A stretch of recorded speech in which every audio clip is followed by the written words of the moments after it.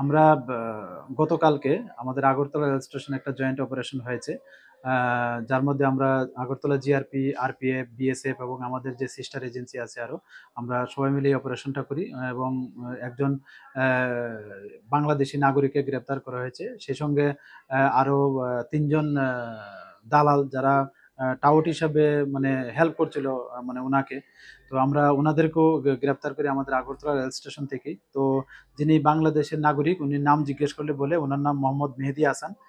উনি ফরিদপুর জেলার অন্তর্গত বাংলাদেশ। এবং বাকি ৩ জন হলেন ইকবাল হোসেন এবং রিয়াজ হোসেন। তারা সম্পর্কে ২ জনই ভাই। তাদের বাড়ি আর.কে.পুর থানার অন্তর্গত গোমতী জেলার পিত্রাতে। এবং আর অন্যজন হলেন উত্তরপ্রদেশের বাসিন্দা। ওনার নাম হলো সুমেন্দ্র পাল।